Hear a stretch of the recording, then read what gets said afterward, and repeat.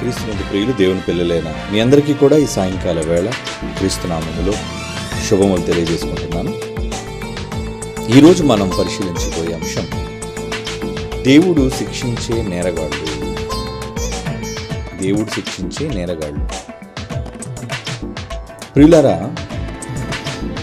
దేవుడు ప్రతి మనిషిని పరిశోధిస్తాడు అని మనకు తెలుసు.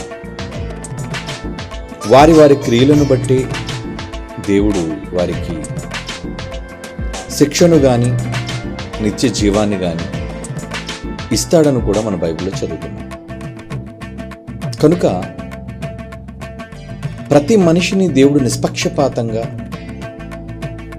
పరిశోధించటంలో ఒక తండ్రిగా వారు ఎటువంటి స్వభావాన్ని కలిగి ఉన్నారు అన్నది ఆయన ప్రతి ఒక్కొక్కరిని పరికించి చూడటం వలన వారి ముగింపు దినానికి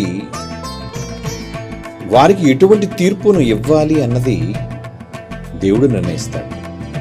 కనుక వారు చనిపోయే సమయానికి ఎవరు నేరస్తులుగా ఉన్నారు, ఎవరు నిర్దోషులుగా ఉన్నారు అన్న విషయాన్ని దేవుడు వారి ముగింపు దినానికి తీర్పు తీరుస్తాడు. ధనవంతుడు చనిపోయి పాతాళానికి పోయాడు అంటే వాడు మరణానికే దేవుడు వాడిని నిర్ణయించాడు ఎక్కడికి వెళ్ళాలి వాడని.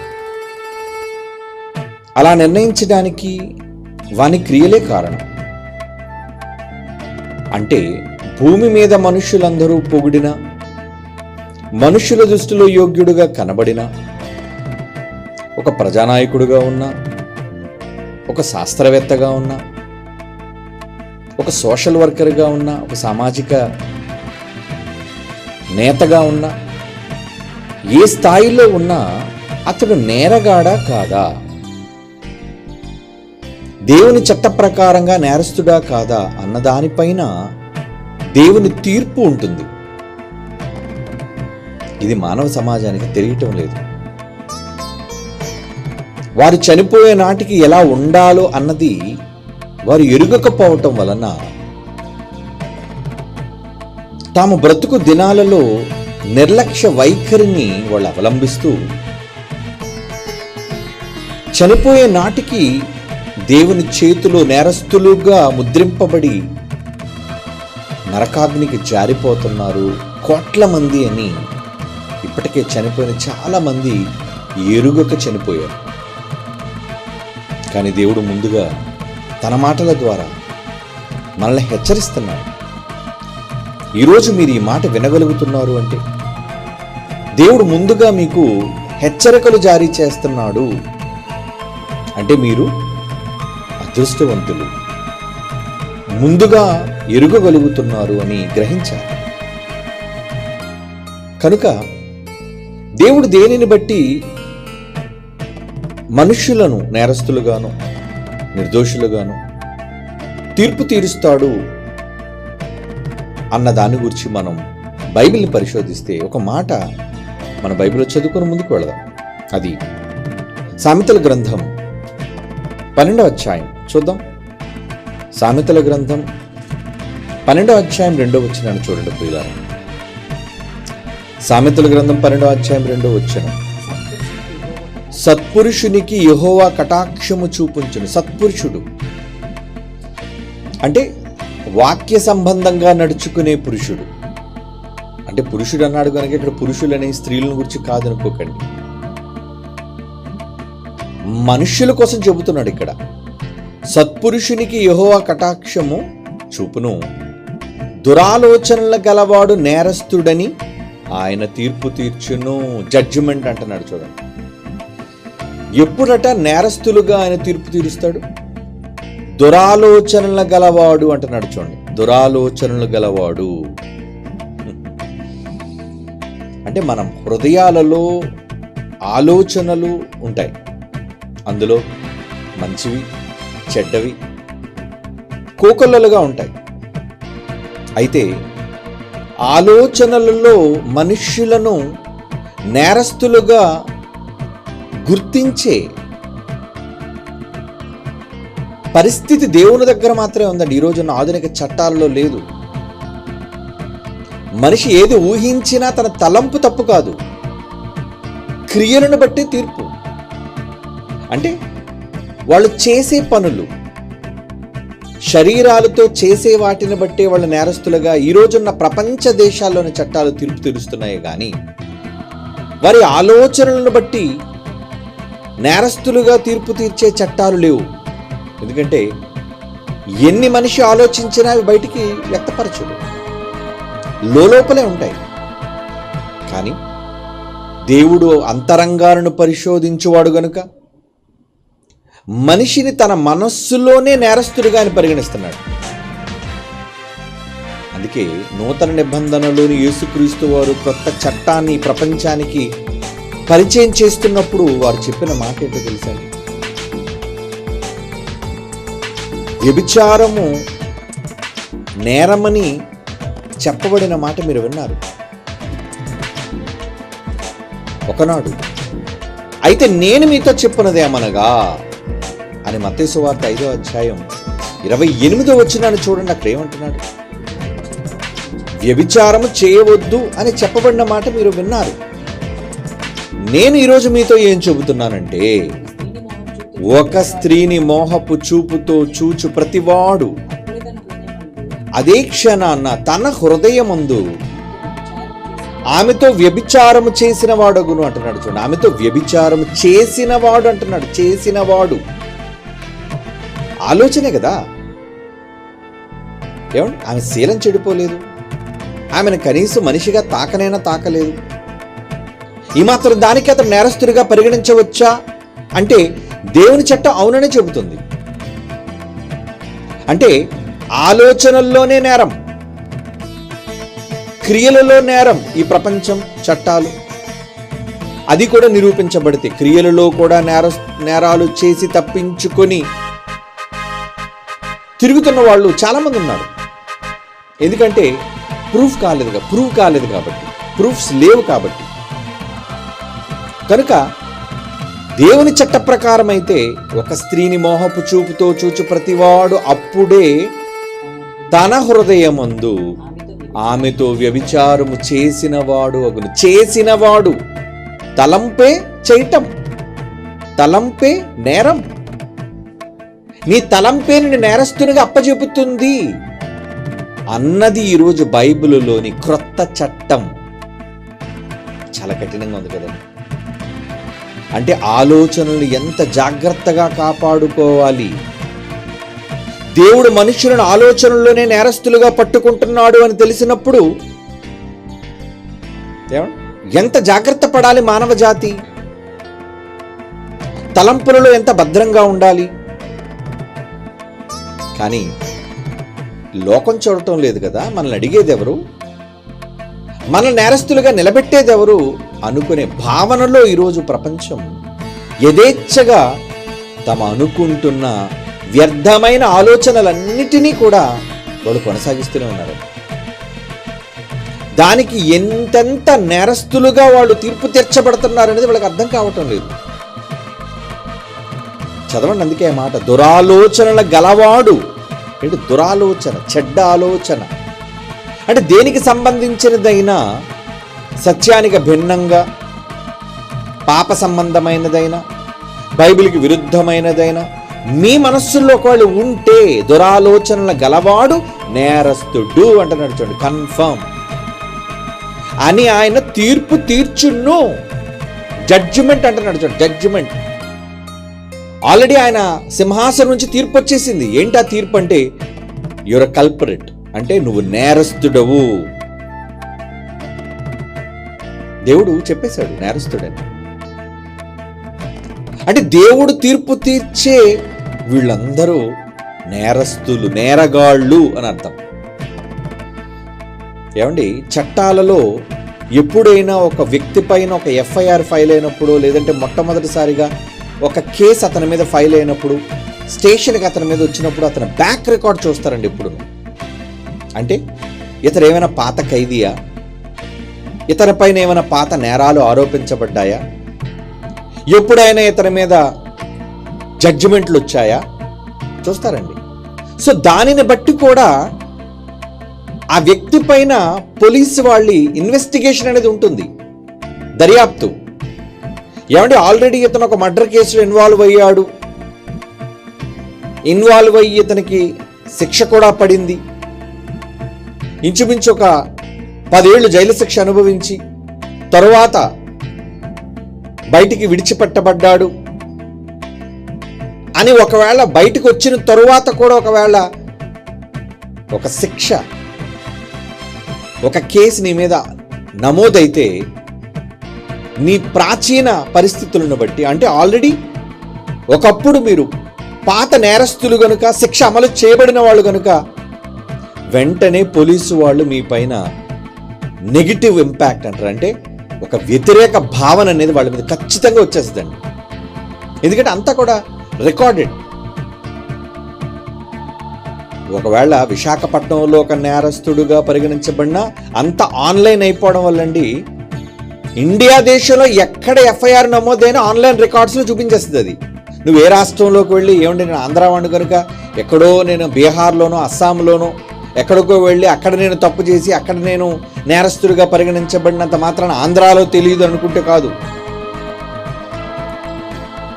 అందుకే నేరస్తుల తాలూకా ఫింగర్ ప్రింట్స్ కావచ్చు, వాళ్ళ తాలూకా రికార్డ్స్ కావచ్చు, డేటా అంతా కూడా భద్రపరిచి పోలీస్ శాఖ ఉంచుతుంది, క్రైమ్ డిపార్ట్మెంట్. కనుక ఒక నేరం జరగగానే ఇతను ఎక్కడైనా నేరాలు చేశాడా, నేర ప్రవృత్తి కలిగిన వాడా కాదా అనేది చూస్తారు.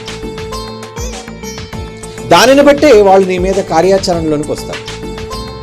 ఒకవేళ లేదనుకో, కొంత నీ పట్ల సానుభూతి చూపించే అవకాశం ఉందో. ఇప్పటివరకు ఇతని మీద ఏ ట్రాక్ రికార్డు లేదండి, ఇతని మీద ఎటువంటి చెడ్డ మరి సమాచారం కానీ పాత నేరాలలో కానీ ఇతను ఎక్కడ ఇన్వాల్వ్ అయినట్టు కానీ లేదు అని అందనుకోండి, కాస్త సానుభూతి చూపించవచ్చు. ఇదంతా నేను ఎందుకు చెప్పానంటే, దేవుడు కూడా మనిషి యొక్క మనస్సులను, ఆలోచనలను నీ జీవిత కాలంలో ఆయన స్కాన్ చేసినప్పుడు నువ్వు పాత నేరస్తుడువా అంటే నీలో దురాలోచనలు ఉన్నాయా? ఆలోచనలే, క్రియల వరకు వెళ్ళలేదు, ఇంకా క్రియలేమి చేయలేదు, అమలులోకి వెళ్ళలేదు.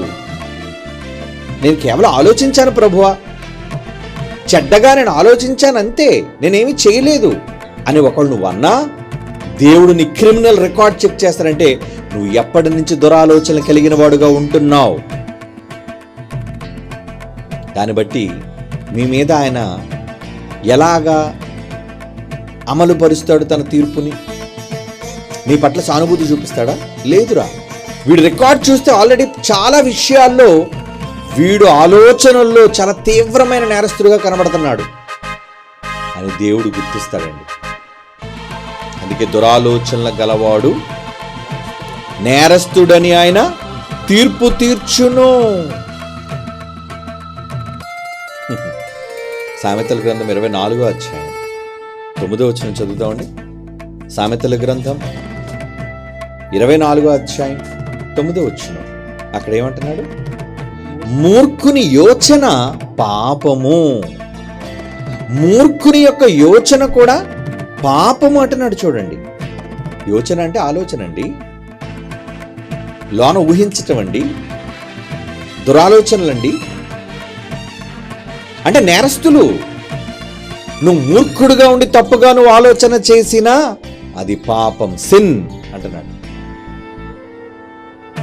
ఈరోజు ఏదో బయట శరీర సంబంధమైన పాపాలు చేసేవాళ్ళ నేరస్తులుగా పరిగణించబడుతున్నారు అనుకుని ఈ మూర్ఖలోకం మనస్సులలో కూడా వాడు చేసే తప్పుడు ఆలోచనలకు, చాలామంది తప్పుడు ఆలోచనలు కదండి, అనవసరంగా వ్యక్తులను అపార్థం చేసుకోవటం, అనవసరంగా వ్యక్తులపై నిందలు మోపటం, ఏమండి సత్యాన్ని అసత్యంగా మార్చుకోవటం, ఇవన్నీ కూడా ఆలోచనలే. ఏమండి మరి ఆలోచనలన్నిటిని బట్టి వారు పాపులా కారా? పాపులే. మూర్ఖుని యోచన అంటే మూర్ఖులు, వాళ్ళ ఆలోచనలు ఎలా ఉంటాయి? మనం ఎంత మంచి చెప్పినా, ఎంత వాక్యంలో ఉన్నది ఉన్నట్టుగా చెప్పినా వినరు, నమ్మరు. వాడు మూర్ఖుడు, వాడు అనుకున్నదే నిజం అనుకునేవాడు. కనుక దేవుడు అలాంటి వాళ్ళని ఏమన్నాడు? నువ్వు పాపివి. మరో మంచి మాట చూద్దామండి. సామెతల గ్రంథం 15వ అధ్యాయం 26వ వచనం చూడండి ప్రియులారా. సామెతల గ్రంథం 15వ అధ్యాయం 26. దురాలోచనలు యెహోవాకు హేయములు, అసహ్యం అటండి దురాలోచనలు. అంటే ఎవరైనా ఎవరిని గూర్చి అయినా చెడ్డగా ఒకవేళ ఆలోచిస్తే నిజాలు తెలియకుండా, ఎందుకంటే ఇప్పుడు కూడా మనం చెప్పుడు మాటలు వినేవాళ్ళం. ఒకరు చెప్పగానే ఎదుటి వ్యక్తి ఎలాంటి వారో అనేది వెనక ముందు ఆలోచించకుండా ఒక నిర్ణయానికి వచ్చేసేవాళ్ళం. ఒక తప్పుడు ఉద్దేశాలను మన యొక్క మనస్సుల్లో ఫ్రేమ్ చేసేసుకుంటాం. అంటే అవన్నీ ఏంటన్నమాట? దురాలోచనలు, తప్పుడు ఆలోచనలు. అలాంటివి ఏమంటున్నాడంటే దురాలోచనలు యెహోవాకు హేయములు. అంటే అస్సలు ఇష్టం ఉండదటండి దేవునికి. చెడ్డగా మనస్సులో దేనిని గూర్చి అయినా యోచించటం అనేది నేరం, నా దృష్టికి నేరం. వాడు నాకు అసహ్యం.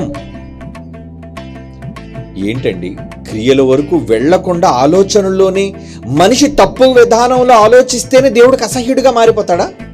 ఆయన తీర్పు తీర్చేస్తాడా? మరి అవే కదా ఇప్పటివరకు మనం చదువుకున్న మాటలు.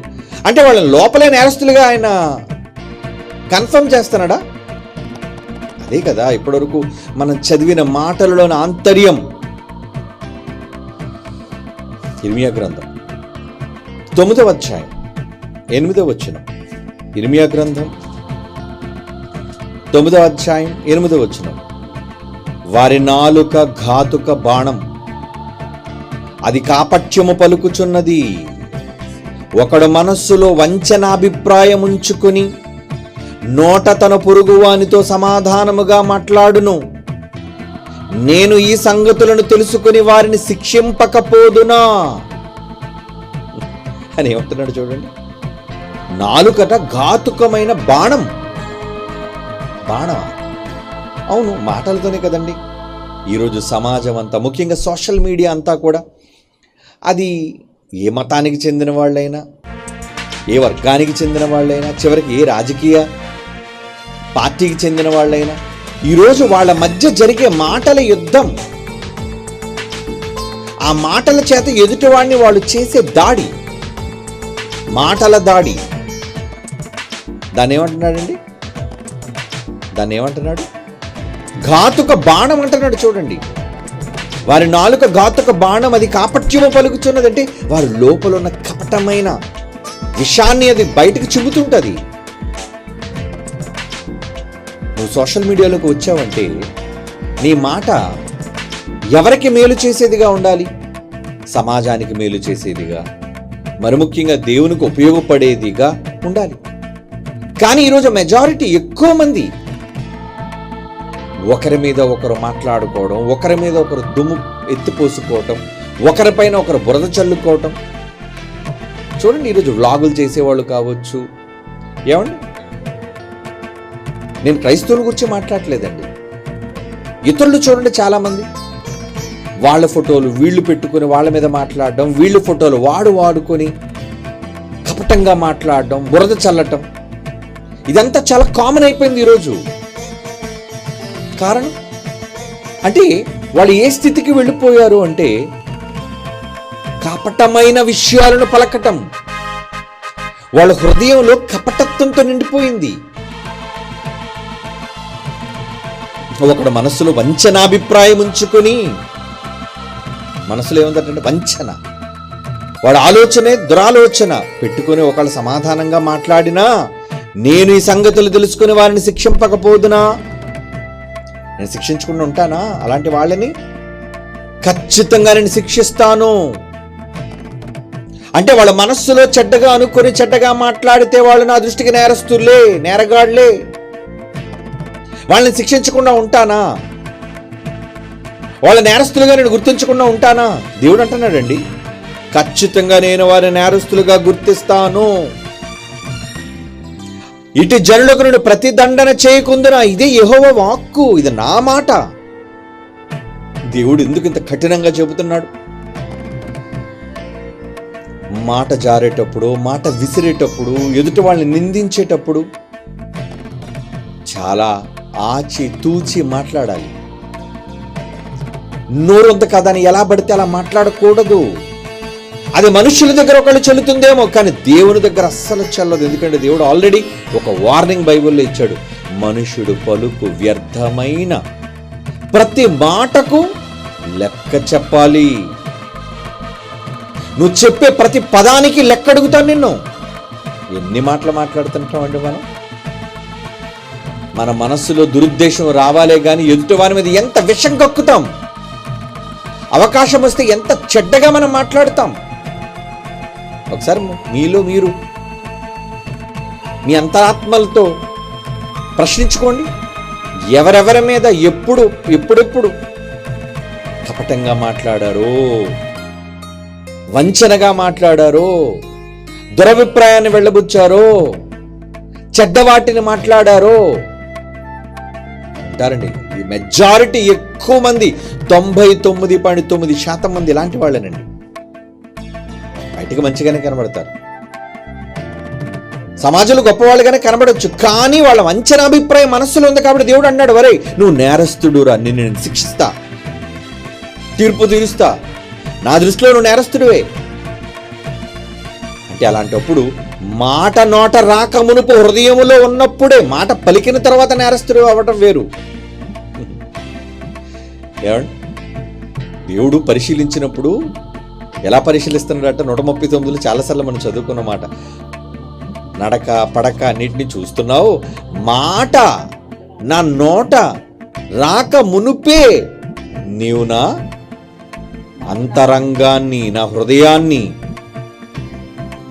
139 4వ వచనంలో ఉంటుందండి ఆ మాట. అంటే ఆయన పరిశీలిస్తున్నాడా? ఏం అవసరం ఉండి ఆయనకు పరిశీలించడానికి? మాట నా నాలుకకు రాక మునిపే అది నీకు పూర్తిగా తెలిసింది. తలంపు రాక మునిపే నువ్వు ఏది ఊహించబోతున్నావో.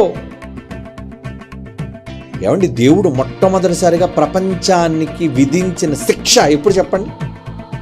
మొట్టమొదటిసారిగా యావత్తు ప్రపంచానికి దేవుడు విధించిన మొదటి శిక్ష అదే జలప్రళయం. అది కానీ 6వ అధ్యాయంలో ప్రపంచాన్నంతటినీ నీట ముంచి చంపాడు దేవుడు. దేనికో తెలుసా? దేనికి చంపాడు తెలుసా? దానికి వెనక కారణం చూడండి, విచిత్రంగా ఉంటుంది. ఎందుకయ్యా నువ్వు నీళ్లతో ఇంతమందిని చంపేశావు? మరి ఆ కాలానికి వేల మంది ఉన్నారు, లక్షల మంది ఉన్నారు, మనకు తెలీదు. మొత్తానికి జనాంగం అయితే చాలా విపరీతంగానే ఉన్నారు. వాళ్ళందరినీ కూడా ఎందుకు చంపేశాడంటే, ఆదికాండం చూడండి 6వ అధ్యాయం 5వ వచనం చూడండి. కారణం, రీజన్ చెబుతున్నాడు. ఎందుకు నేను నీట ముంచి ఊపిరాడక చంపానంటే, ఒకేసారి ప్రాణం తీయటం వేరండి, నీళ్లలో ఊపిరాడక చావటం అంటే చిన్న విషయం కాదండి. ఊపిరాడక చావడం అంటే చిన్న విషయం అండి. ప్రాణం పోతుంటే, ఊపిరి అందకపోతుంటే, ఊపిరి అందక గిలగిల గిలగిల కన్నుకు చావటం అంటారు దాన్ని. ఊపిరి అందక కొట్టుకొని చావడం అంటారు దాన్ని. అది చాలా ప్రమాదకరమైన చావు అండి. సడన్గా ప్రాణం పోయి హార్ట్ అటాక్ వచ్చి ప్రాణం పోతే వేరండి. కానీ నీట మునిగిపోతున్నప్పుడు, నీళ్ల లోపలికి వెళ్ళిపోతున్నప్పుడు, ఊపిరి అందకపోతున్నప్పుడు ఆ కలిగే ఉక్కిరి బిక్కిరిలో ప్రాణం పోతుందా ఉంటుందా అనే ఆ పరిస్థితి ఏమంటే ఎప్పుడైనా ఒకసారి అలా నీటిలో మునిగిపోయి పైకి తేలినోళ్ళు తెలుస్తుందండి ఎంత ఉక్కిరి బిక్కిరి అవుతారు. లేదంటే ఒకసారి మీ బకెట్లో బాత్రూంలోకి వెళ్ళి ముక్కు మూసుకొని అలా బుర్రలో నీటిలో పెట్టండి, ఎలా ఉంటుంది. ఒక నిమిషం ఉండడం కష్టం, ఒక నిమిషం 60 సెకండ్లు ఉండడం కష్టం చాలా మంది. అలాంటిది దేవుడు ప్రపంచాన్ని ఊపిరాడక నీళ్లలో ముంచి చంపాడంటే దానికి రీజన్ చెప్తున్నాడు చూడండి. నరుల చెడుతనము భూమి మీద గొప్పదని. 6వ అధ్యాయం 5వ వచనం ఆదికాండం.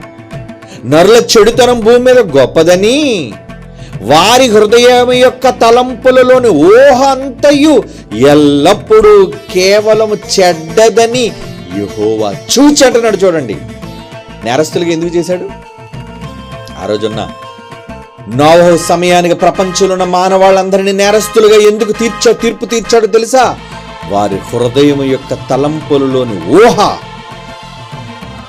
ఆలోచనలు చెడ్డమాట. మొట్టమొదట అది చూశాడు దేవుడు. అంటే లోపలే చెడిపోయారా మీరంతా? మీ ఆలోచనలోనే చెడిపోయారు మీరంతా, మీ ఆలోచనలోనే నేరస్తులు మీరంతా. వారి హృదయం యొక్క తలంపులలోని ఊహ అంతయు ఎల్లప్పుడూ కేవలం చెడ్డది అని యెహోవా చూచి భూమి మీద నరులను చేసినందుకు సంతాపము నుండి హృదయంలో నొచ్చుకొని అంతేనని ఆజ్ఞాపించాడు, జలాలకి ముంచేయండి. ముంచేశాడు. అంత క్రూరంగా మనుష్యులను చంపడానికి గల కారణం వాళ్ళ హృదయములోని తలంపులలోని ఊహ కాదా? చెప్పండి. వాళ్ళంతా ఎందుకు నేరస్తులయ్యారన్నమాట? శరీరంతో చేయడం సంగతి తర్వాత, శరీరంలో ఉత్తమలని నేను అంటం లేదు, కానీ దానికంటే ముందు ఎక్కడ వాళ్ళ నేరస్తులట, ఎక్కడ వాళ్ళ నేరస్తులుగా దేవుడు వాళ్ళని గుర్తించాడు? ఊహ, తలంపులు. ఆ రోజున సమాజాన్ని నీట ముంచి చంపేశారంటే ఈ రోజున సమాజాన్ని ఎప్పుడో చంపేయాలండి. కానీ అనవసరంగా ఏమండి సంధి చేసుకున్నాడు కదా, ఒడంబడికడ ఒట్టేసుకున్నాడు కదా. అది కదా ధనుస్సు కనబడుతుంది, 7 రంగుల ధనుస్సు ఆకాశంలో కనబడుతుంది. ఇక నేను మనుష్యులను జలప్రలయంతో నీటితో చంపను అని ఒట్టేశాడు గనుక సమాజం బ్రతికిపోతుంది. యేసుక్రీస్తు వారు మధ్యకి వచ్చారు గనుక ఏమండి సమాజం బ్రతికి బట్ట కడుతుంది ఎప్పటికీ. ఎందుకంటే క్షమ, ప్రాయశ్చిత్తం, నేరాలకు శిక్ష యేసు తనపై వేసుకున్నాడు గనుక ఈ ప్రపంచం ఇంకా ఊపిరి పోసుకుంటూనే ఉందండి. అది సమాజం ఒప్పుకున్నా ఒప్పుకోపోయినా అది నిజం. చచ్చాకనే తెలుస్తుంది వాళ్ళకి నిజం. అంటే ఊహ కోసమే చంపేశాడా? ఆలోచన కోసమేనండి ఇంతమందిని చంపేశాడు. నీట ముంచి ఊపిరాడక చంపేసింది ఆలోచనల కోసమే. అవును, ఆలోచనల కోసమే. అంటే దేవుడికి ఆలోచనలు అంటే ఎంత కోపం, హృదయంలో తప్పుగా ఆలోచిస్తే ఎంత కోపం. అసలు నచ్చదండి. ఏమండి ఎవరైనా మన కోసం చెడుగా మాట్లాడుతున్నారని వింటే మనకి ఎంత కోపం వస్తుందండి.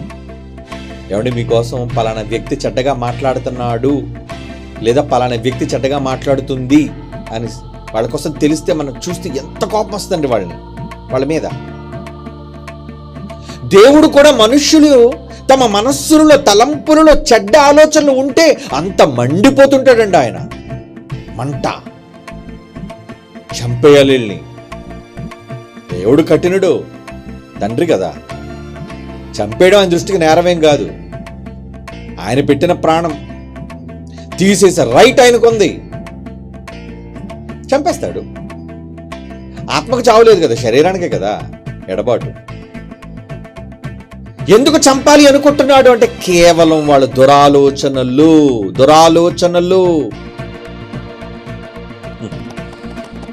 ఇక 8వ అధ్యాయం 21వ వచనం చూస్తే ఎప్పటి నుంచి చెడ్డగా వాళ్ళు మారిపోయారో చెబుతున్నాడు చూడండి. ఆదికాండం 8వ అధ్యాయం 21 అండి.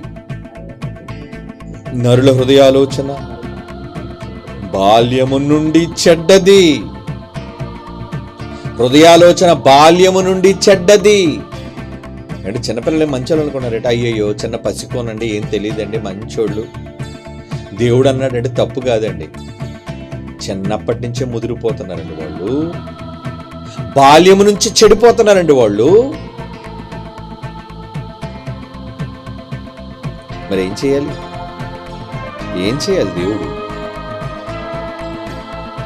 దేవుడికి నచ్చనిది హృదయంలో చేసే దురాలోచన, తప్పుడు ఆలోచన. అప్పుడే నువ్వు నేరస్తుడివి. నువ్వు చిన్నవాడివైనా పెద్దవాడివైనా, స్త్రీవైనా పురుషుడివైనా, నీ హృదయంలో ఒక తప్పుడు ఆలోచన తలంపు వచ్చింది అంటే నువ్వు నేరస్తుడివే, నేరస్తురాలివే ఆయన దృష్టికి. ఆయనకి నచ్చదు అసలు. తప్పుగా ఊహించడమే నచ్చదు, ఊహే నచ్చదు ఆయనకి. ఊహే కదయ్యా నేను చేశాను, ఆలోచనే కదా, ఎవరితో చెప్పలేదు కదా, నాలో నేనే అనుకున్నాను కదా అనుకున్న తప్పు ఆయనకి. అపవాదిని ఎందుకు చూస్తాడు చెప్పండి. నేను మహోన్నతునితో నన్ను నేను సమానునిగా చేసుకొందును అనుకుందట. యెషయా గ్రంథంలో మనం చదువుకున్న మాట. అనుకున్నావు, నువ్వు లోపల అనుకున్నావు. 14వ అధ్యాయం యెషయా గ్రంథం 14వ వచనం అండి. మహోన్నతునితో నన్ను సమానునిగా చేసుకొందును అని నీవు మనస్సులో దురాలోచన అక్కడ ప్రారంభమైంది. నీవు పాతాళములో నరకమున మూలకు తోసేసాను నిన్ను. అందుకే అంటే దేవుడికి మనసులో అనుకుంటే ఎంత కోపం అండి. అందుకే అనుకోవద్దు. ఏదైనా అనుకునేటప్పుడు ఆలోచన చంపేయండి లోపల. దేనికోసమైనా అనుకుంటే దేవుని కోపం రగిలిపోతుంది. ఒకళ్ళు తప్పైతే, మీరు అనుకునే ఆలోచన విరుద్ధమైనదైతే దేవుడి కోపం నీ మీద, నీ కుటుంబం మీద మండిపోద్ది. ఆలోచనలు తెంపేయి, తుంచేయి, చెడ్డ ఆలోచనలు తీసేయి. దేవుడు హెచ్చరిక చేస్తాను, లేదా నేను నీకు శిక్షించే నేరస్తుడు. నువ్వే నేరస్తుడివి. నేను పసివాడిని ప్రభు, అయినా నేరస్తుడివే. నేను వృద్ధాప్యంలో ఉన్నాను ప్రభు, అయినా నువ్వు నేరస్తుడివేనరా. సీనియర్ సిటిజన్ లేదు, జూనియర్ సిటిజన్ లేదు. నువ్వు మనిషిగా దురాలోచన చేస్తే నువ్వు నేరస్తుడివి. నువ్వు ఊహిస్తేనే నా దృష్టికి నేరస్తుడివి. ఏమిటి, ఊహ వచ్చినందుకే మనుషులు చంపేశాడు, ఊహ వచ్చినందుకే మనస్సులో అనుకున్నందుకే అపవాదిని పరలోకం నుంచి గెంటేశాడు, నరకంలో పాతాళంలో ఒక మూలకు పంపేశాడు. అంటే ఇప్పటి నుంచి ఎప్పటి వరకు ఆయనకు పడలేనిదంటే ఏమనుంటే మనస్సులో చెడ్డగా ఊహించడం. అంటే ఇప్పుడు మీరు ఏం చేయాలి చెప్పండి? ఆయన హృదయాంతరాలను పరిశోధించాడు కాబట్టి, అమ్మో నా మనస్సులోని ఆలోచనలు అనవసరంగా, ఒకరిని గురించి తప్పుగా, నేరస్తులుగా నేను అనుకోకూడదు, ఎదుటి వాళ్ళతో చెప్పకూడదు, నేను చేయకూడదు. ఇది చేశానా ఆయన కోపం రగిలిపోతుంది నా మీద.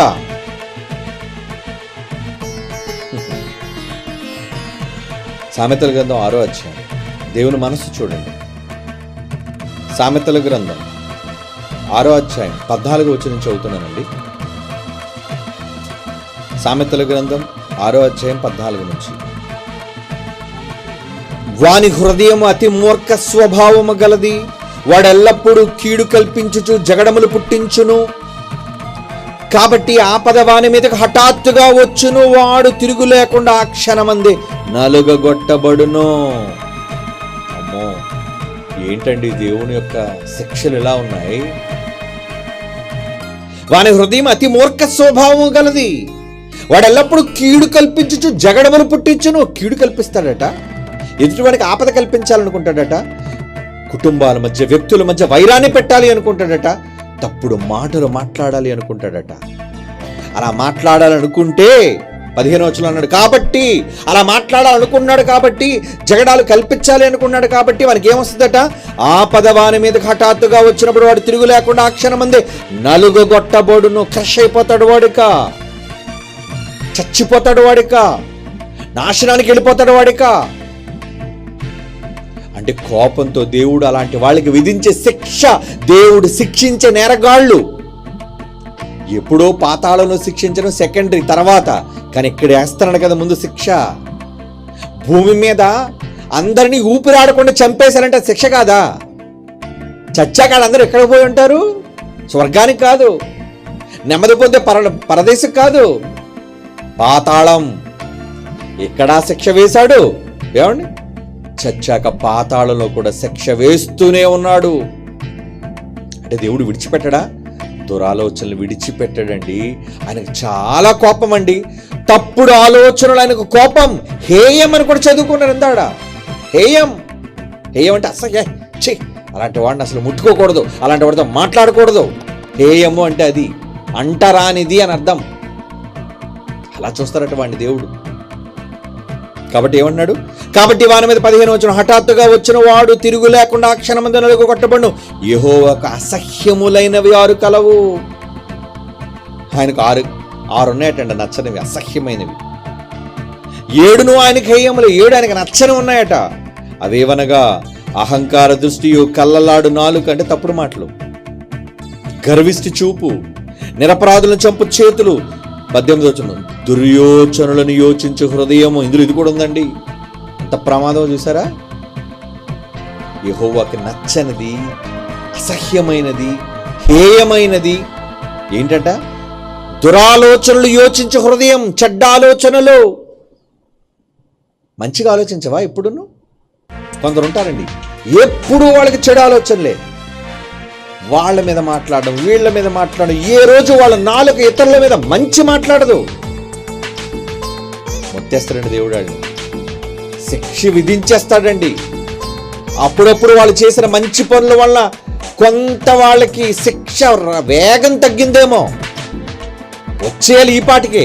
కానీ అప్పుడప్పుడు మనం దేవుని కోసం చేసిన మంచి పనులు ఉంటాయి కదండి, అవి ఆపుతుంటాయి. నీ మీద కీడు రాకుండా అవి ఆపుతుంటాయి. కానీ మితిమీరిపోయినప్పుడు అమలు చేస్తాడు శిక్ష. దురాలోచనలు యోచించే హృదయము నచ్చవట ఆయనకి. హేయం అంటున్నాడు చూడండి, ఆయన హేయం నచ్చదు, నాకు ఇష్టం ఉండదు. దేవుని పిల్లలారా, అంటే ఇలాంటి బైబిల్లో చదివినప్పుడు ఎవరు నేరస్తులు? కనిపించే ప్రతి వాడిని నేరస్తుడిగా చూసే మనం, వీడు చెడ్డవాడు ఆమె చెడ్డదని ప్రతిసారి చెప్పుకునే మనం, మన ఆలోచనలే దేవుని దృష్టికి నేరస్తులుగా మనం నిలబడుతున్నాయనే సంగతి తెలుసా? తప్పు చేసే ప్రతి వారి పట్ల వేలెత్తి చూపించి వీడు చెడ్డవాడు ఈమె చెడ్డది అని చెప్పి మానవ జాతి వాళ్ళ ఆలోచనలో ఊహ చెడ్డది కదా. దేవుడు వాడిని వేలెత్తి చూపిస్తున్నాడు ఏమని, రే నువ్వు నేరస్తుడురా, నువ్వంటే నాకు అసహ్యంరా, అసహ్యం నువ్వంటే నాకు, దేవుడు చెప్తున్నాడు. అది ఇప్పుడు వాళ్ళకి తెలియట్లేదండి. హఠాత్తుగా కీడు వాళ్ళకి సంభవించినప్పుడు, వాళ్ళు కీడు వాళ్ళ నెత్తిన పడినప్పుడు వాళ్ళకి అర్థమవుతుందండి. ఒకళ్ళు పడినా చాలా మందికి అర్థం అవుతుందండి ఎందుకు జరిగింది ఇదని. దేవుని పిల్లల, అందుకే దేవుడు అంటున్నాడు, దేవుడు ఏమని హెచ్చరిక చేస్తున్నాడు చూడండి. కీర్తన గ్రంథం 66వ కీర్తన 18వ వచనం, 66వ కీర్తనలోని 18వ వచనం. నా హృదయములో నేను పాపమును లక్ష్యము చేసిన ప్రభు నా మనవి వినకపోవును. నీ హృదయంలో పాపమును లక్ష్యము చేసిన ఎడల, తప్పును ఒకవేళ నువ్వు సమర్థిస్తే, తప్పుడు మాటలని ఆలోచనలు ఒకవేళ నువ్వు అంగీకరిస్తే, దాని ఇతరులతో పంచుకుంటే, ఎదుటి వాళ్ళతో డిస్కస్ చేస్తే, అందరి మధ్య మాట్లాడుతూ పక్కకి వెళ్ళిపోయి మాట్లాడుతానంటే ఎలా పక్కనితో మాట్లాడాలంటే, దేనికి పక్క వెళ్ళిపోయావు? ఏదో దురాలోచన, ఏదో తప్పుడు ఊహ, ఏదో తప్పుడు నేరం, ఎదుటి వాళ్ళది కళ్ళలాడే నాలుక, దురాలోచన కాదా? అప్పుడు నీ మనవి ఎలా అంటాడు? ప్రభు నా మనవి వినకపోవునంటున్నాడు చూడండి. అలాంటి వాళ్ళ మనవట దేవుడు విండటండి. మనస్సులో ఒకళ్ళు తప్పుడుగా ఊహించి, తప్పుడుగా ఆలోచించి, తప్పుడుగా ఏదో ఎవరి మీద నేరస్థాపన చేస్తే, నువ్వు నేరగాడివి, నీ మాట నేను విన్నో, నీ మనవి నేను ఆలకించనంటే నువ్వు ప్రార్థన చేసిన వేస్ట్ అని. తప్పుడు ఊహలతో ఉన్న వాళ్ళు ప్రార్థన చేస్తారని ఎందుకు చేయరు? అందరూ భక్తులే. నిలబడి ప్రార్థన, కూర్చొని ప్రార్థన, మోకాళ్ళేసి ప్రార్థన, భోజనం దగ్గర ప్రార్థన, ప్రార్థన ప్రార్థన ప్రార్థన అలవాటు అయిపోయింది. కానీ వింటాడా? నీ మనం వింటాడు అనుకున్నావా? ఒకవేళ నీ హృదయం పరిశుద్ధమైనది అయితే, ఎవరి గురించి తప్పుడు ఆలోచన లేకపోతే నీ మనం వింటాడు. నువ్వు ప్రార్థన చేయి.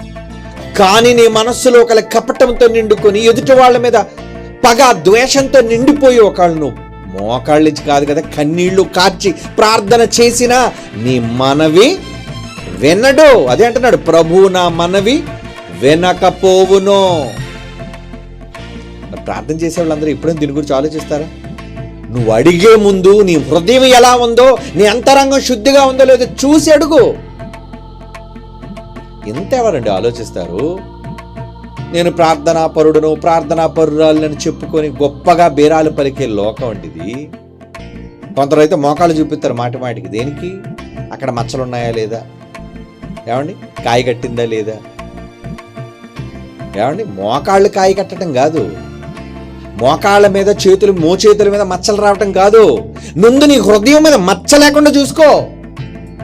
ఎందుకంటే దాని నిండా చెడ్డ తలంపులు, వాళ్ళ మీద వీళ్ళ మీద తప్పుడు మాటలు, తప్పుడు వ్యాఖ్యలు. అందులో సోషల్ మీడియా వచ్చిన తర్వాత చూడండి, ఒక మంచి ప్రసంగం కూడా దాని మీద ఒక చెడ్డ కామెంట్ పెడతాడు, ఒక మంచి పాట మీద కూడా ఒక చెడ్డ కామెంట్ పెడతాడు, ఒక మంచి వ్యక్తి మీద కూడా ఒక తప్పుడు పోస్ట్ పెడతాడు. ఎవరిళ్ళు? వంచనగాళ్ళు. అలా అందులో క్రైస్తవులు కాదనుకుంటారా? ఎక్కువ పెట్టేది క్రైస్తవులే. బయటోడంటే వాడు అలాగే భక్తి లేనివాడు, దేవుడు నమ్మనివాడు, విడిచిపెట్టండి. ప్రభువు నమ్మారని చెప్పుకున్న వీళ్ళే లేరా? చూడకుండా తప్పుగా మాట్లాడడం, చూడకుండా ఎదుటివాడు బురద చల్లటం, ఇవన్నీ ఏంటి? దురాలోచనలు. నువ్వు నేరస్తుడు దేవుని దృష్టికి. నీ మనం అంగీకరించడు, నీ హృదయం శుద్ధిగా లేదు. అందుకే పాట ఏమి రాశాను తెలుసా అండి? నీ నేత్రం నీ నేత్రం కోసం రాస్తూ 3వ చరణం రాశానండి. హృదయ శుద్ధితోనే దేవుని చూస్తావురా. ఈ కళ్ళతో అన్ని చూడడం కాదు. దేవుని నిజంగా నువ్వు చూడాలనుకుంటే ఏం శుద్ధి కావాలి? హృదయ శుద్ధి. నీ హృదయం శుద్ధిగా ఉంటేనే నీ కళ్ళు బాగుండేవి, నీ దేహం వెలిగేది. లేదంటే నీ కన్ను చెడిపోయింది. కన్ను చెడిపోవడం అంటే కన్ను బాగానే ఉంది కదా.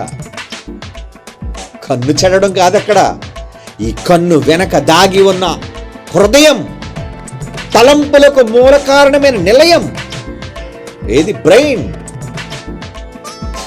అక్కడ నీ దృష్టి, అక్కడ నీ ఆలోచన, నీ ఊహ అంత అక్కడ. కనుక అది బాగు చేసుకున్నావు. నువ్వు బాగు చేసుకోవాలి. నీ కళ్ళు శుభ్రం చేసుకోవడం సంగతి తర్వాత. కంటికి చూపునిచ్చే బ్రెయిన్ అక్కడ శుద్ధి చేయి. దేంతో శుద్ధి చేయాలి? వాక్యం. వాక్యం అండి. నువ్వు వాక్యం వింటే నీ హృదయం దీపమై వెలిగితే నీ కన్నులే వెలిగిపోతాయి. నీ కనిపించని అదృశ్యమైన వాటినన్నిటినీ చూస్తావు. చివరకు దేవుణ్ణి నీ కళ్ళతో చూస్తావు. సమాజానికి ఈ సబ్జెక్టులు పాటల రూపంలో చెప్పిన అర్థమవుతున్నాయా? ఎవరో పాటలండి, మనకు అనవసరం అనుకుని పోయేవాళ్ళు చాలామంది. కానీ మన ప్రతి పాట ఒక పాఠం, సబ్జెక్ట్. ఎవడండి క్రైస్తవ సమాజంలో ప్రతి పాటలో మనంత సబ్జెక్ట్ ఇచ్చాడు ఎవడున్నాడు చెప్పండి? నోబడీ. ఒకళ్ళు ఉన్న మన తర్వాతే ఉంటారు ఎవరైనా. ప్రతి పాటలో ఇన్ఫర్మేషన్. మిగతా వాళ్ళ పాటలని ఎప్పుడు దేవుడు పొగడ్డమే. ఇప్పుడు కావలసింది దేవునికి కాదు, పొగట్ట. సమాజానికి హెచ్చరిక, సమాజాన్ని బాగు చేయటం, సమాజానికి సందేశం ఇవ్వటం. అంతేగాని దేవుణ్ణి పొగడ్డం కాదు. ఆయన పొగడ్డానికి కోట్ల మంది దేవదూతలు ఉన్నారు. అవి చాలవా నువ్వు పొగడ్డానికి? క్రైస్తవ సమాజంలో పాటలు ఎప్పుడు దేవుణ్ణి పొగడ్డానికి మాత్రమే కాదు. పొగుడు తప్పులేదు, కానీ నువ్వు పాట పాడాల్సింది, అందులో నువ్వు అందించాల్సింది ఏంటో తెలుసా? ఎదుట వానికి హెచ్చరిక. కొత్త నిబంధన అదే చెప్పింది. చాలాసార్లు మీకు చెప్పాను. పాట ద్వారా ఏం చేయాలి? ఒకరినొకడు హెచ్చరించుకొనొచ్చు. ఈరోజు పాటల్లో ఎక్కడుంది హెచ్చరిక? సమాజానికి హెచ్చరికలు ఎక్కడున్నాయండి? హెచ్చరికల. దేవునికి పొగట్టలే పొగట్టలు, ధూపం. దేవునికి గొప్పలే గొప్పలు, అవే దేవునికి. కానీ వీళ్ళు ఏం చెప్పింది? ఒకరినొకడు కీర్తనలతో. చూడా, ఎఫెసీయులకు రాసిన పత్రిక 5వ అధ్యాయం 19వ వచనం చూడండి. సమాజానికి మంచి చెబితే పట్టదు. మీరు విన్నా వినకపోయినా నమ్మేవాడికి చెప్పి తీరుతాం. వినకపోతే పో, డోంట్ కేర్. నేను విన్నా అంటే పోరా, నేను ఎవడు బతిమాడు. సత్యం చెబుతున్నాం, ఇది డైమండ్ అన్నాం.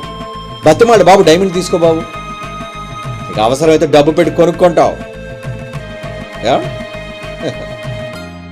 ప్రజలలో ఎలాంటి వాళ్ళంటే దుష్టులు, మూర్ఖులు, సందర్భానుసారమైన జ్ఞానము లేనివాడు, బైబిల్లో ఏమాత్రం ఓనమహాలు కూడా రానివాడు. సువార్త కోసం సువార్తకు డబ్బులు ఎందుకు అన్నాడు ఒక మూర్ఖుడు. అలాంటి సన్నాసులు చాలామంది ఉన్నారులేండి. సువార్తకు డబ్బులు అక్కర్లేదా? అంటే ఊరకనే మైకిలు పెడతాడు ఎవడైనా? ఊరకనే స్టేజ్ కడతాడా? ఇవన్నీ ఖర్చు పెట్టకుండా డబ్బులు, ఒక కరపత్రం వేయాలి, స్టేజ్ కట్టాలి, ఏమండి వచ్చిన వాళ్ళకి భోజనం పెట్టాలి.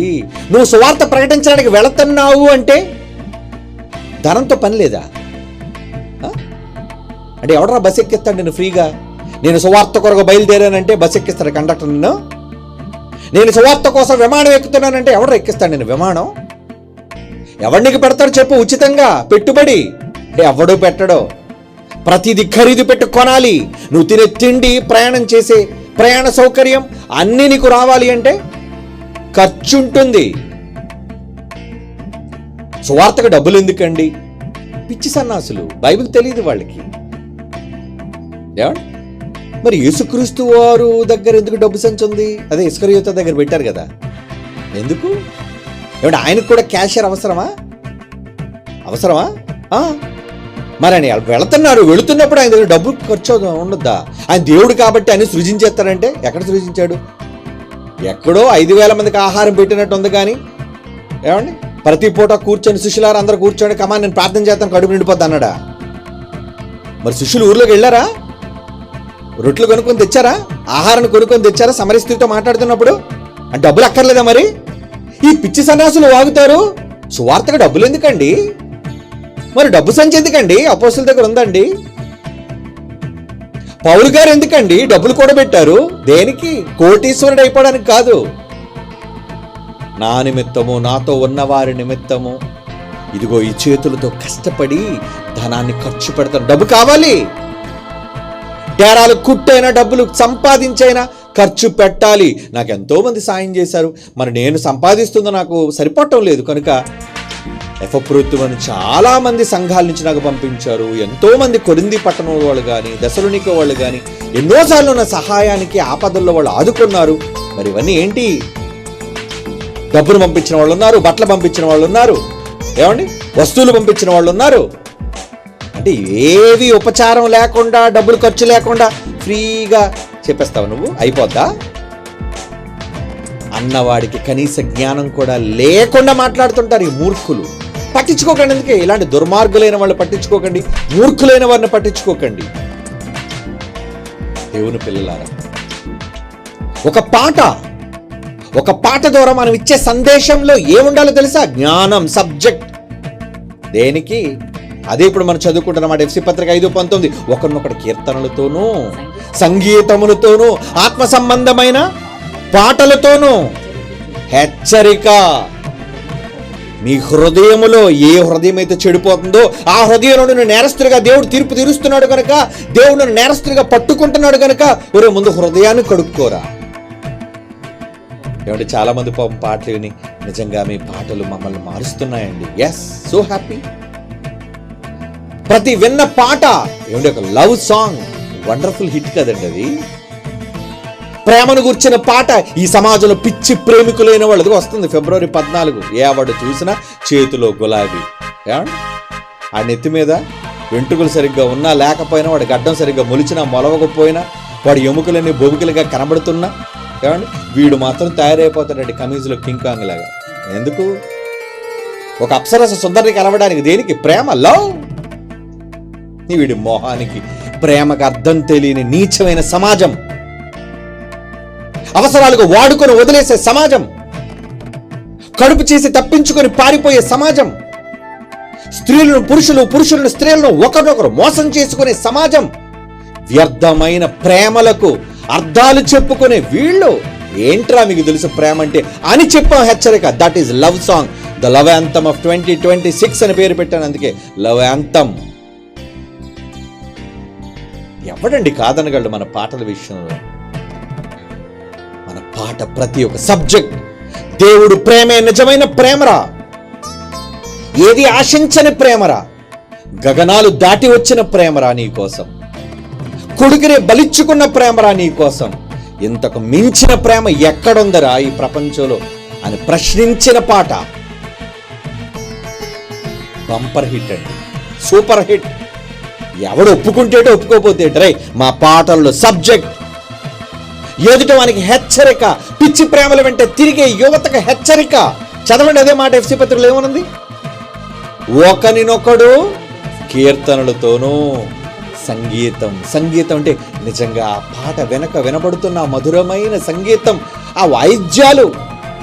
ప్రశాంత్ భావించాడు కదా, వండర్ఫుల్.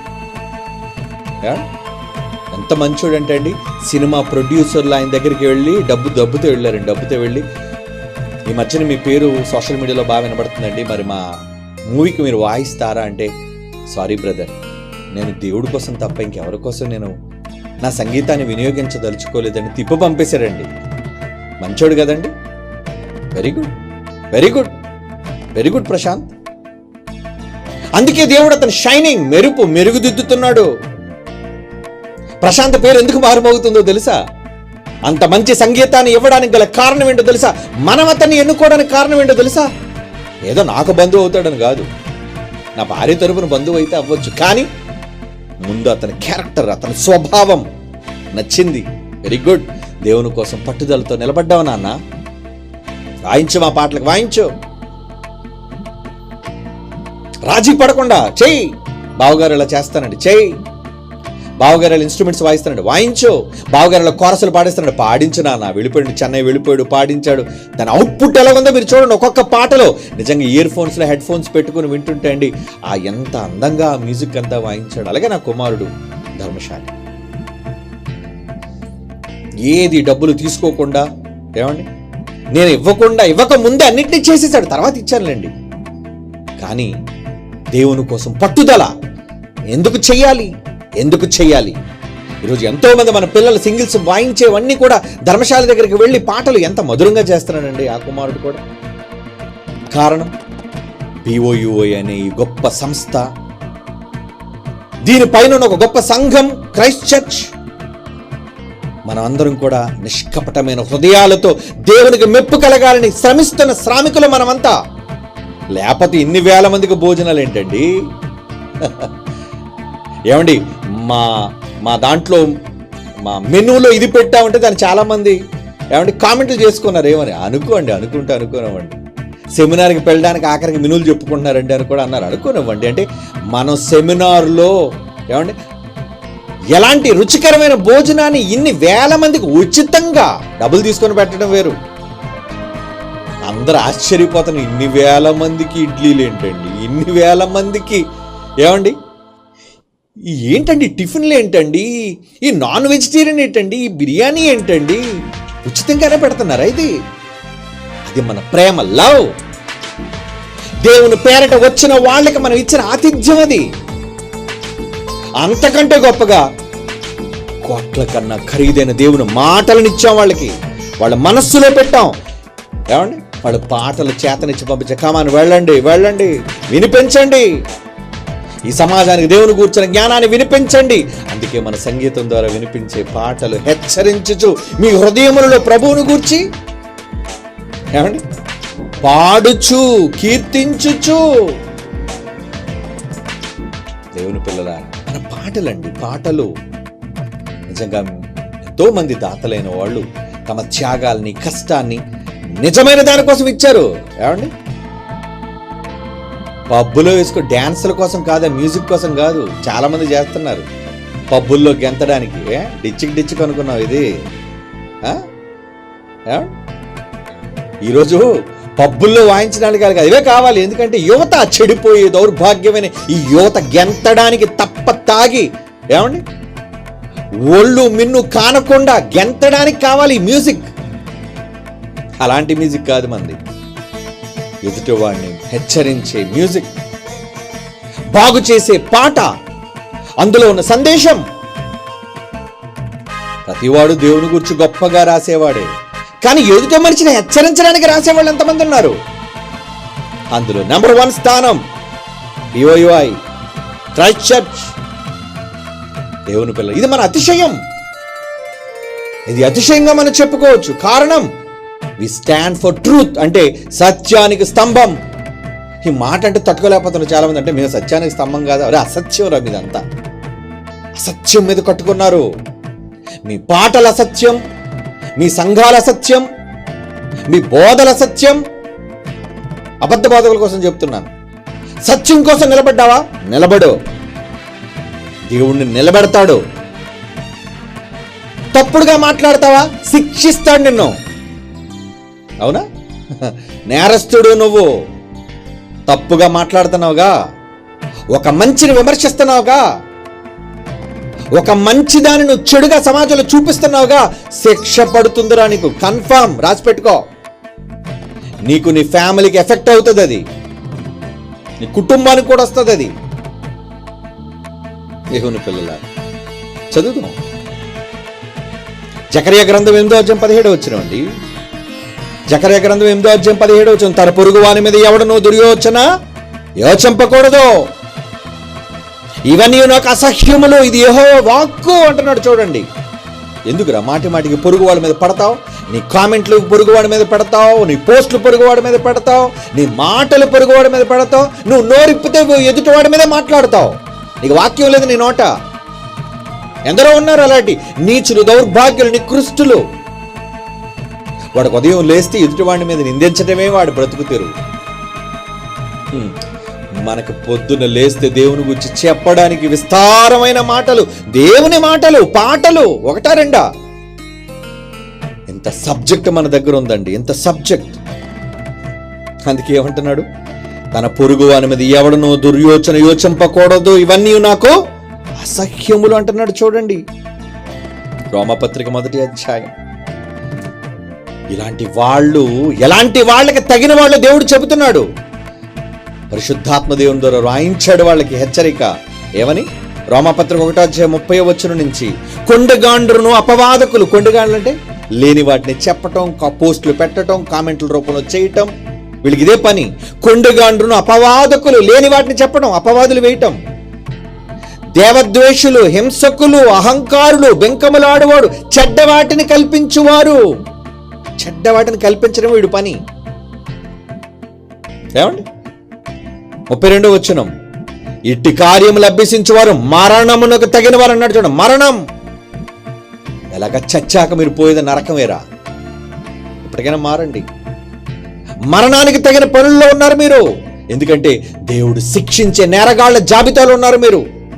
మీ హృదయం చెడిపోయింది, మీ మనస్సులు చెడిపోయి, మీ తలంపులు చెడిపోయి, మారండ్రా అంటున్నాడు దేవుడు. ఇటు కార్యములు అభ్యసించేవారు మరణమునకు తగిన వారిని దేవుని న్యాయ విధిని బాగుగా ఎరిగియుండియు వాటినే చేయుచున్నారు. మానరు వీళ్ళు. ఎందుకంటే రెడీ టు డై, నరకంలో చావడానికి సిద్ధపడిన జాబితా. వినరు ఇంకా వాళ్ళు. మారండ్రని యేసు చెబితే 1వ శతాబ్దంలో ఉన్న సంతతి యోధ జాతి విందా? వినలేదు. శాస్త్రుల పరిశీలి విన్నారా? వినలేదు. అంటే కొందరు మారరు, అందరూ మారిపోతారు అనుకోకండి. మారని జనాంగం ఉంటుంది. వాళ్ళు ఎప్పుడు వ్యతిరేకిస్తూనే ఉంటారు. వ్యతిరేకిస్తారు, చివరికి చస్తారు, నరక శిక్షలోనికి పోతారు. అదే అంటున్నాడు, ఇటు వారికి దేవుని న్యాయ విధి ఉందంటున్నాడు. చూడండి, దేవునికి విధి. మరి ఇప్పుడు ఏం చేయాలి? యెషయా గ్రంథం 55:7 అంటున్నాడు. చూడండి, యెషయా గ్రంథం 55:7 భక్తిహీనులు తమ మార్గము విడవండిరా. ఎప్పటికైనా దేవుడు హెచ్చరిక చేస్తున్నాడు. భక్తిహీనులు తమ మార్గమును విడవవలను, దుష్టులు తమ తలంపులను మానవలను. మానే నీ తప్పుడు ఊహ, నీ తప్పుడు ఆలోచన వదిలే అంటున్నాడు దేవుడు.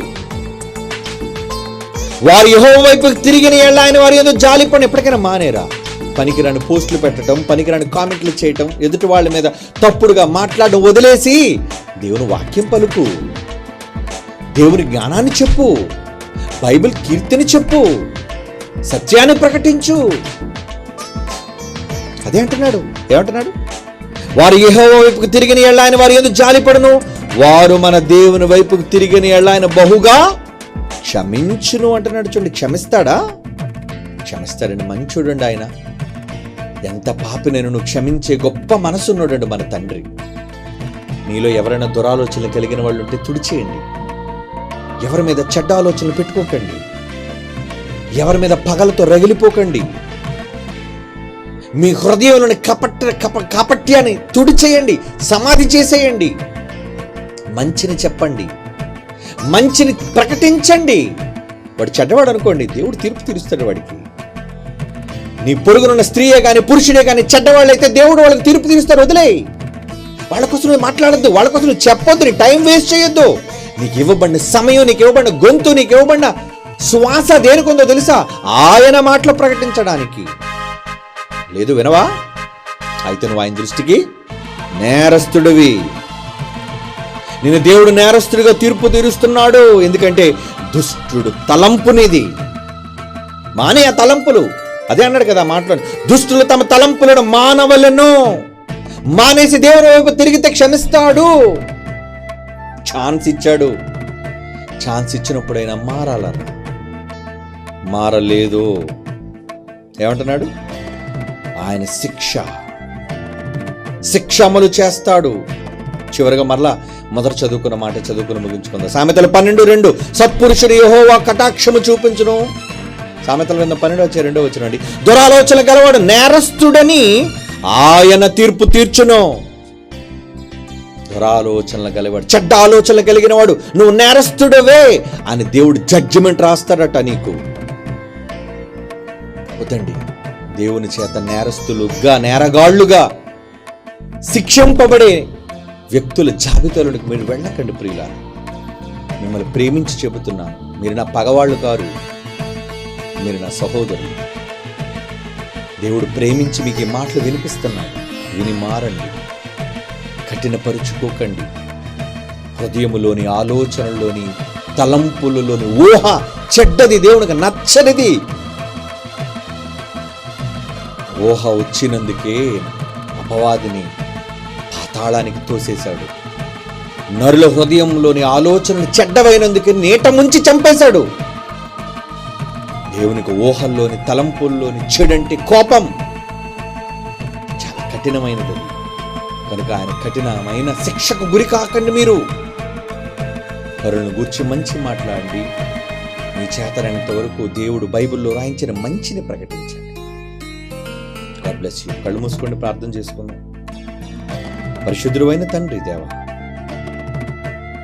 మనుష్యుల హృదయాలలోని కపటంతో నిండిన పాషాణాలుగా మారిన వారి హృదయాలను మీ బండ వంటి మాటల చేత, సుత్తి వంటి మాటల చేత బండలను పగలగొట్టి మెత్తని హృదయాలు చేయాలి అనుకుంటున్నాను. వారి హృదయాలు తెరవండి. వారి హృదయంలోని ఆలోచనలు మీవిగా ఉండేటట్లుగా వారి పట్ల మీ కృపా కటాక్షములు చూపించండి. మా అపరాధములు క్షమించండి. క్రీస్తు వారి పరిశుద్ధ నామములో ఈ ప్రార్థన వేడుకొనుచున్నాము తండ్రి. ఆమేన్.